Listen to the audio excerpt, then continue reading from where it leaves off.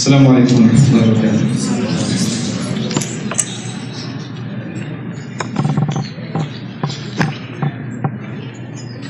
الحمد لله رب العالمين والصلاة والسلام على سيد الأنبياء والمرسلين وعلى آله وصحبه أجمعين.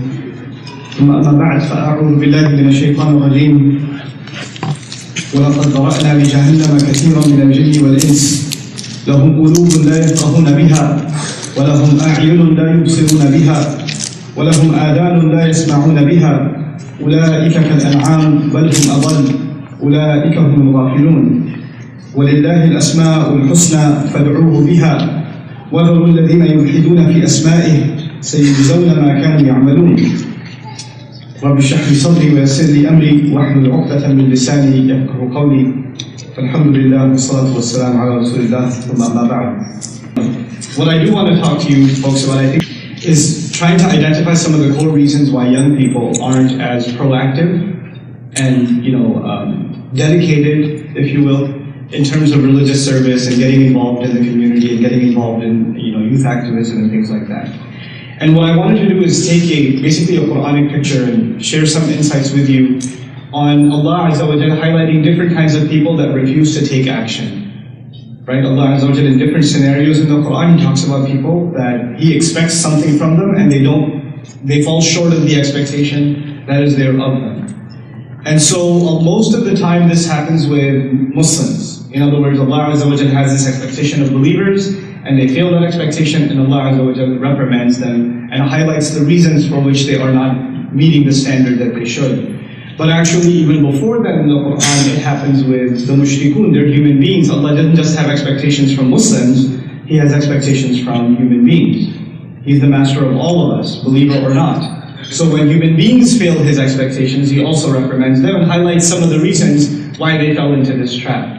For your own studies, if you want to look at human beings generally, not just Muslims, non-Muslims too, not meeting what Allah expects them to meet, and then Allah highlighting what are the root causes for human beings doing that, that's in Surah Al-A'raf, the 7th surah. It's a dedicated study just of that. Why do human beings fall short of Allah Azza wa Jalla's expectations? I'll highlight some of that for you a little bit later today. But first I want to turn attention to the Muslims themselves. And just from the Quran's point of view, talking about those, the first of the believers who struggled in Allah's path. Radiallahu anhu ajma'in. May Allah be pleased with all of them. The first generation, the companions of the Messenger. Okay. In Surah Al-Ankabut, the 29th surah, there is an interesting conversation that happens. There's a companion of the Messenger, anhu, his name is Khabbab bin Arad. When he became Muslim, he's one of the few vicious victims of crime from the Meccans. They hated the fact that he became Muslim. So what some people did, some gangsters basically did, they grabbed him, they took burning coal on the ground, and they laid him down on it and they stepped on him. So that his back would melt, the skin off of his back burned and eventually melt. It melt. And he came in that state to the Messenger sallallahu alaihi wasallam, completely blistered back. And he came to the Messenger ﷺ and he told him, why is this happening to us? If we're the Muslims, we're the believers, we're the receivers of the Quran, you're the final message, why would these kinds of things happen to us? What have we done to deserve this? And the Messenger ﷺ was about to respond, and he did, and he said, you're rushing to judgment. You're rushing. Even he told him you're not being patient. He told him he's not being patient. Now first of all, before I even go further, compare that patience to our patience. How much does it take for us to start complaining, and what does the companion have to go through before he opens his mouth and says, why is this happening to me? Right? There's a big difference already.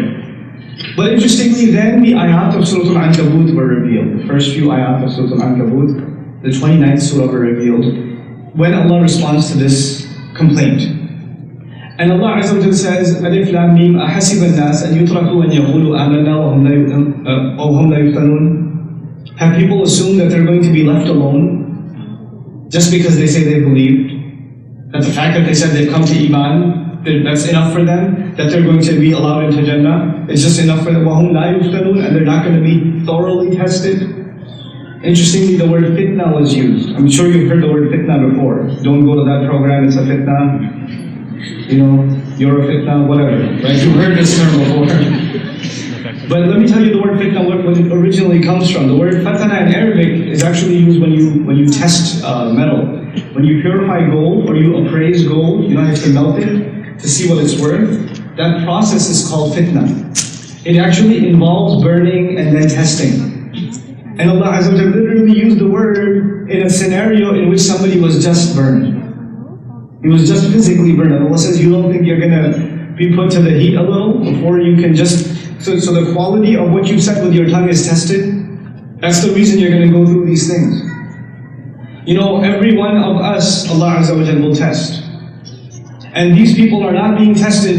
It's not Khattab bin Arad says, I'm a nice guy, I don't do anything wrong, why should I go through this? It's actually because he became Muslim. All of his problems, you could say, if he looks back, even those who are beating him up are saying, you know, all these problems that are happening to you, we got no problem with you. It's just that you're Muslim. So you can blame your God for all of this. It's your Islam that brought all of this to you. You follow what I'm saying? So there's a reason for him, radiallahu anhu, to say, you know what, I don't need to deal with this. I don't need to put myself through this. All my problems came at me because of this one thing, this Islam thing. Why don't I just take it easy with it? Even if I don't leave it altogether, why don't I just not think about it too much? Because every time I try to act on it, even a little trouble comes my way, so might as well just leave it alone.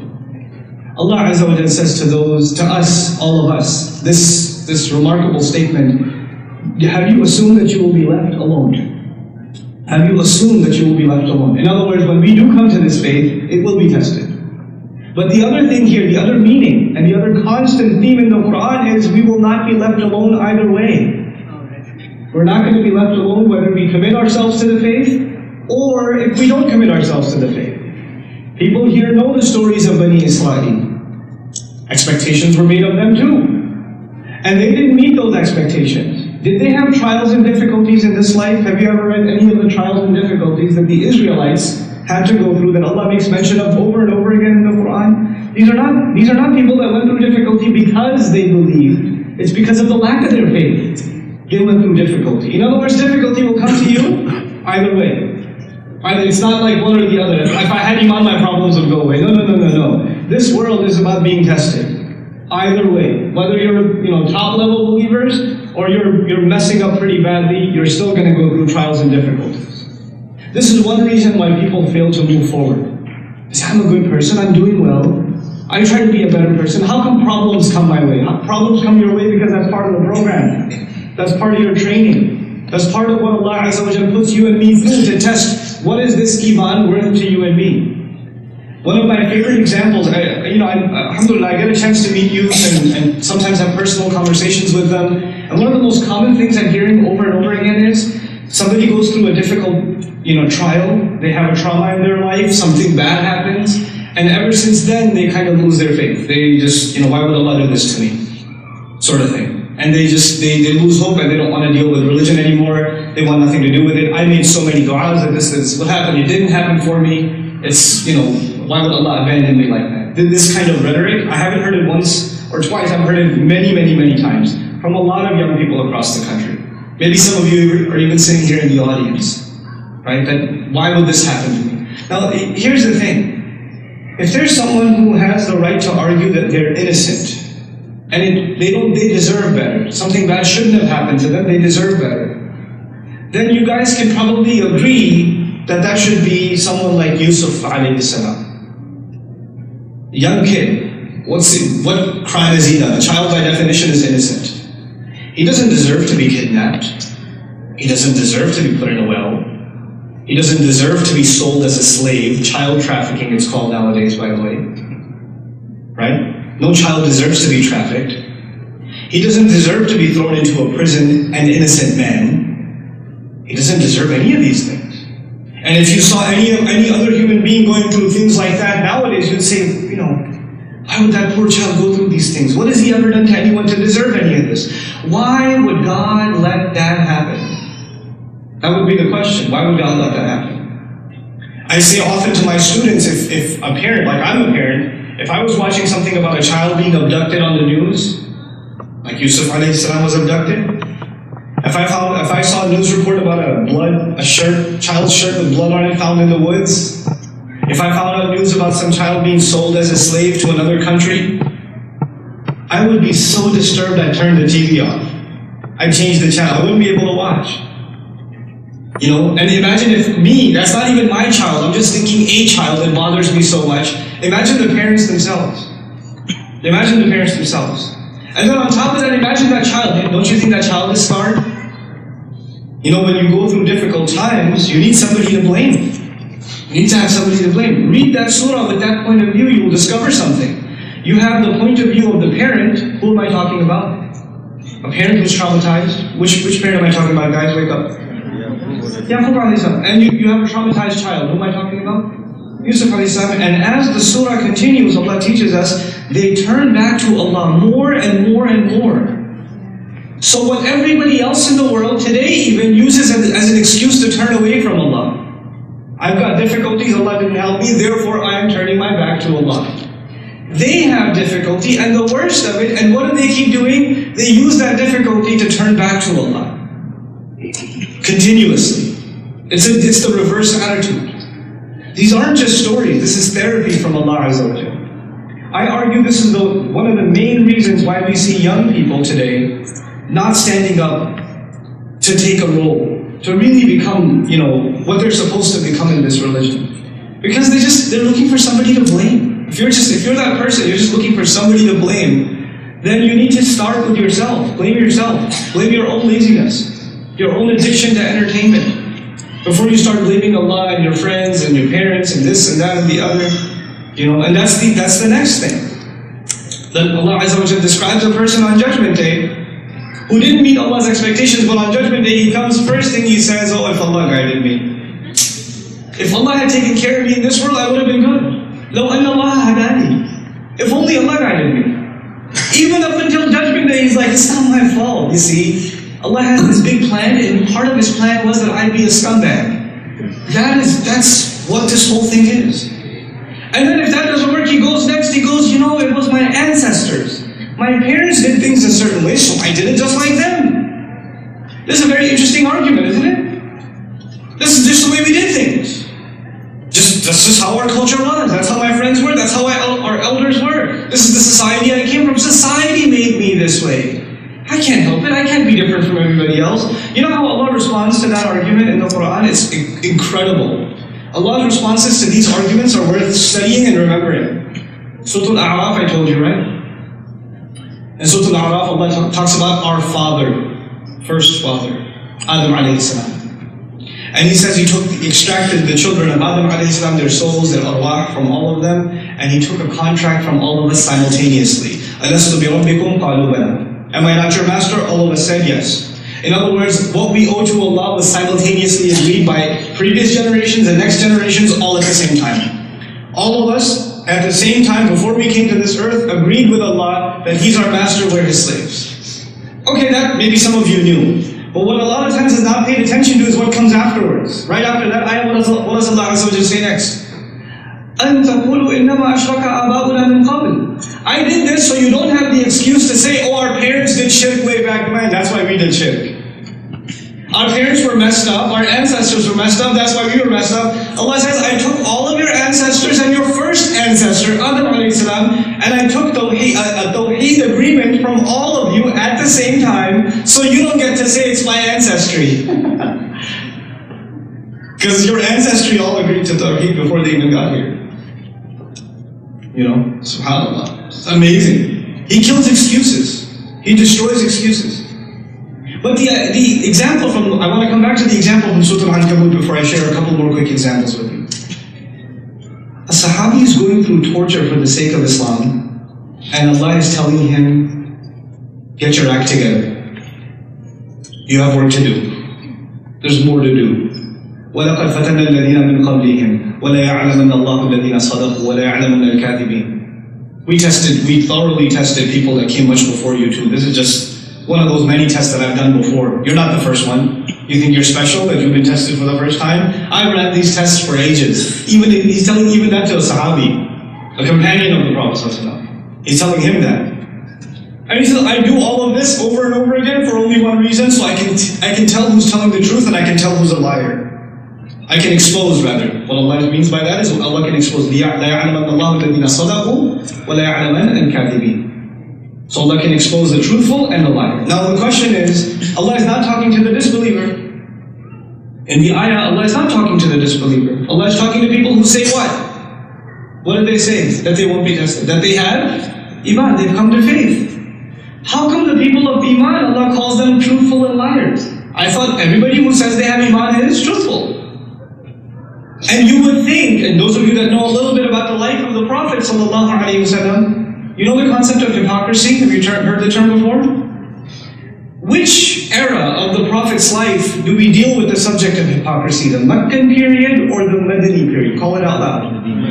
The Madani period. Surah Al-Ankabut is Makki. It's Makki. And in this surah, Allah Azza wa Jalla is talking about the truthful and the liar who claims to have Iman.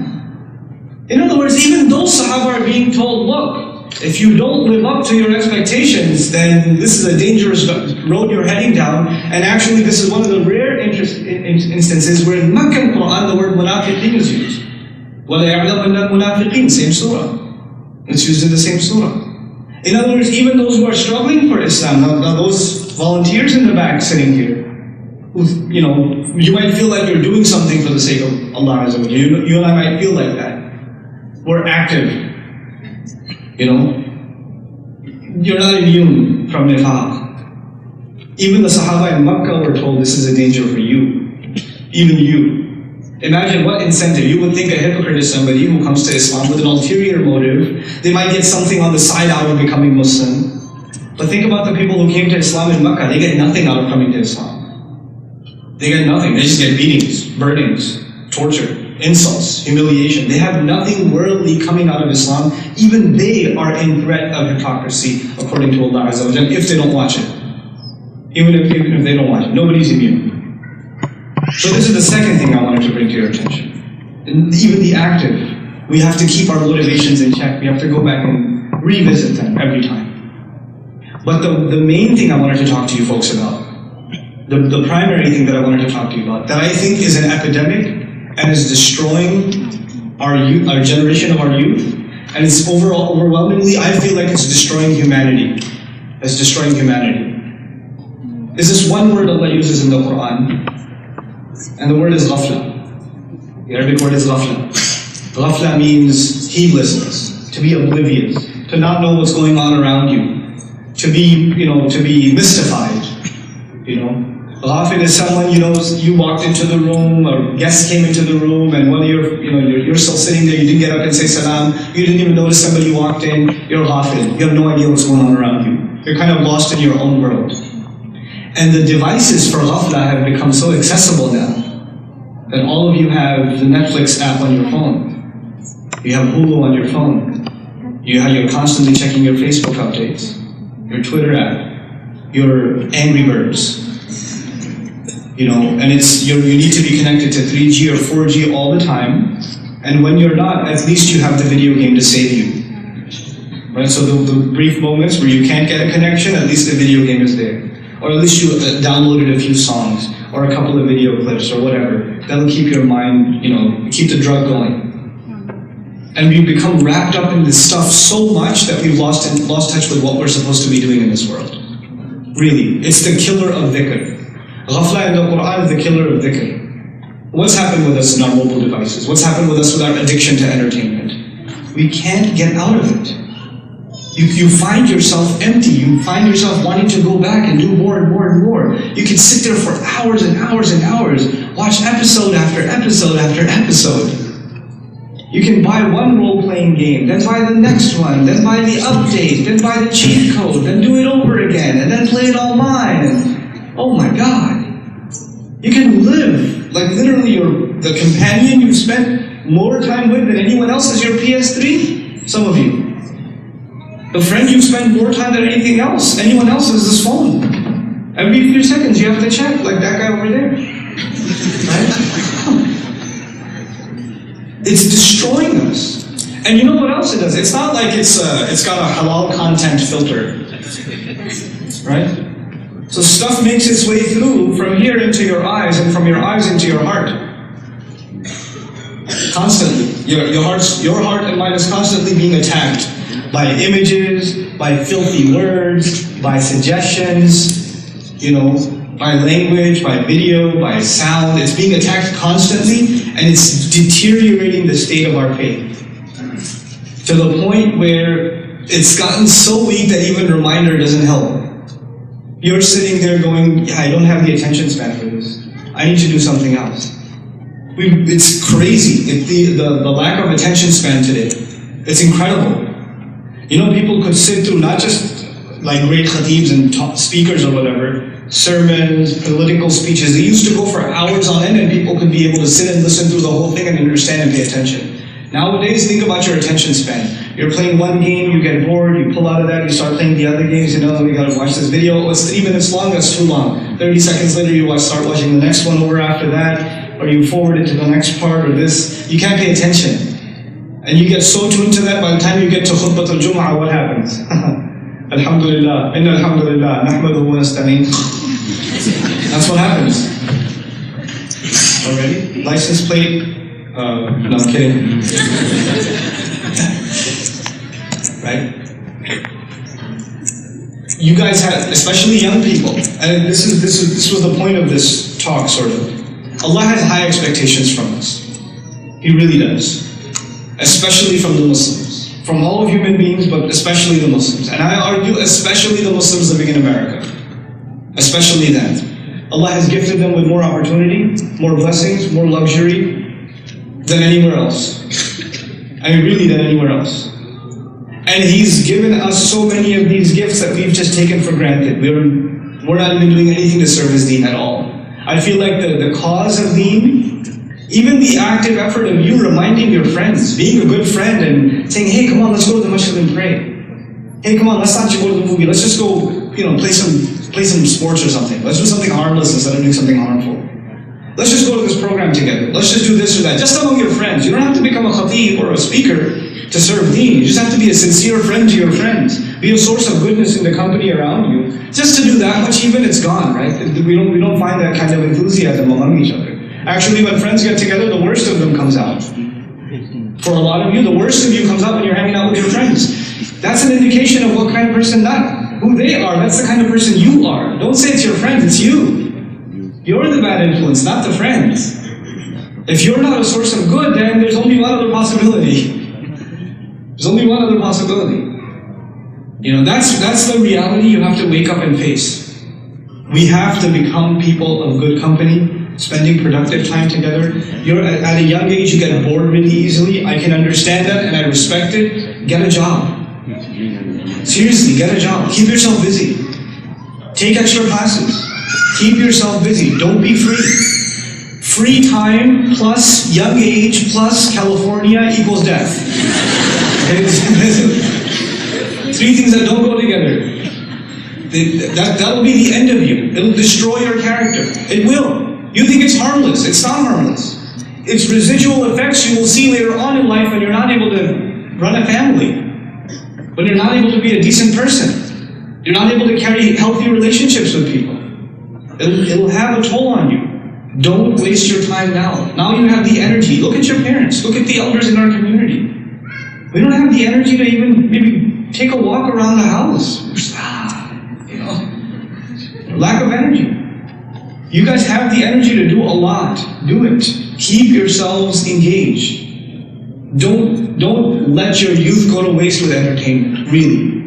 Because I tell you, the first thing that happens is, once you have enough entertainment, you say, this isn't enough. And now that, because of entertainment, the remembrance of Allah is gone. When the remembrance of Allah is gone, so is His fear. So Shaitan comes and says, this isn't entertaining enough. I've got some more explicit stuff for you.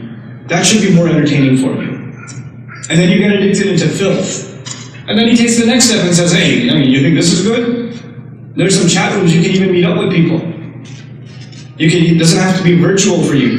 The next steps will happen. It will all start with something harmless, like YouTube video addiction. But it'll go far. It'll go far if you let it. And for some of you, it already has. Some of you are already victims of this, and you know it. You just can't even can't even admit it to yourselves. Wake up. Erase the game apps off your phone. Do it, seriously. You will survive, I promise. You will survive. You don't have to play words with friends. You can use words with friends.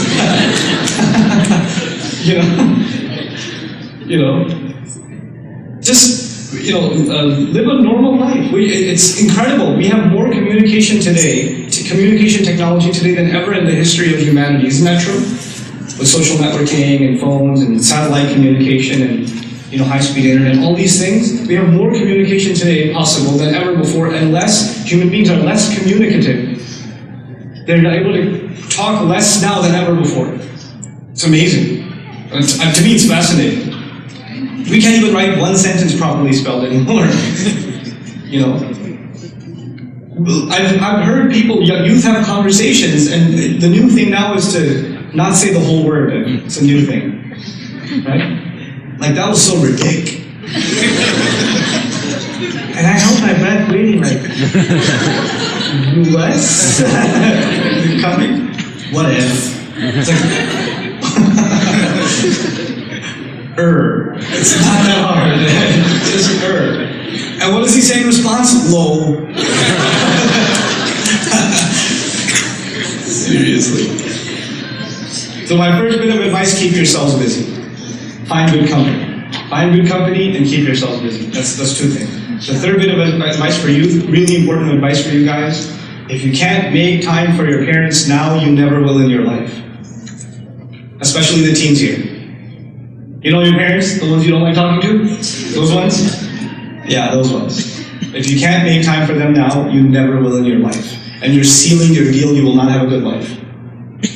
Your parents, more than anything else, are a source of blessing, are a source of keeping you humble. You will hear things that will agitate you, they will annoy you, you will want to scratch the wall, you'll want to bang your head into the window, but you will sit there quietly and listen patiently, and they will give you life advice, and you'll say, Mom, you don't know. You don't know, Mom, you don't understand anything. But you won't say it out loud, just say it.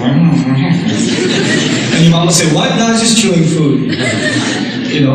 You'll do that. But it'll build your character, I'm telling you. It's a good testimony of your character, what kind of person you are, whether or not you can tolerate having long conversation with your mom and your dad. And the fact that you don't talk to them much, when you start now, all these complaints they've been building up for years, they're going to let them out in the first conversation. So don't be shocked by that. It's not always going to be like that. They're going to ease into a normal relationship, but it's really important that you have a healthy, open relationship with your parents. It's really, really important. And then on top of that, get involved in youth work.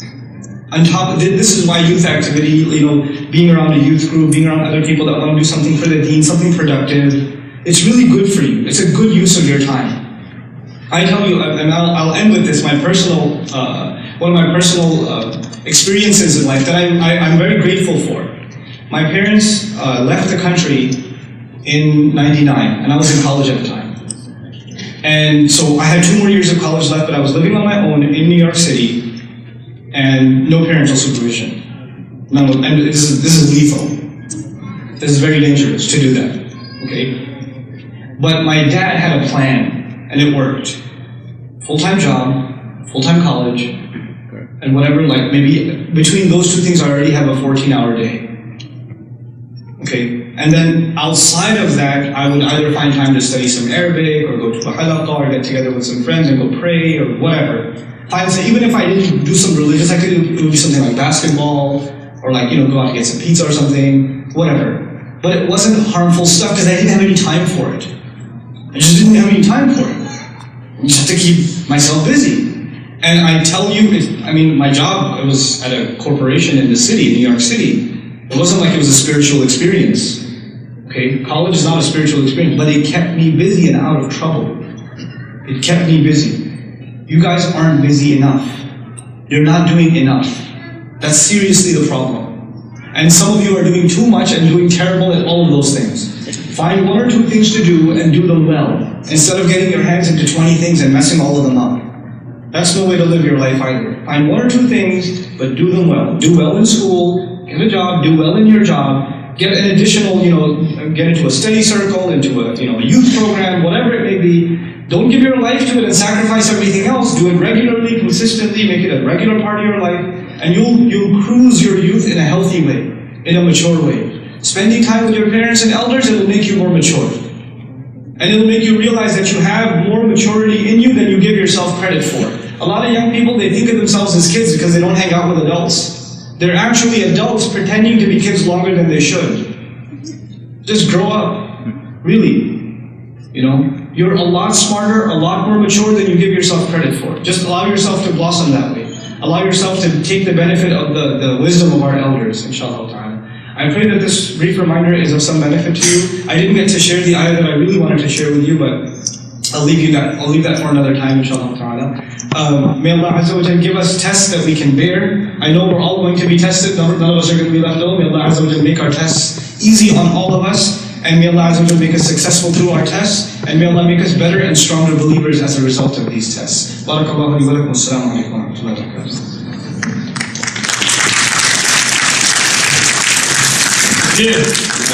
Takbir. Takbir.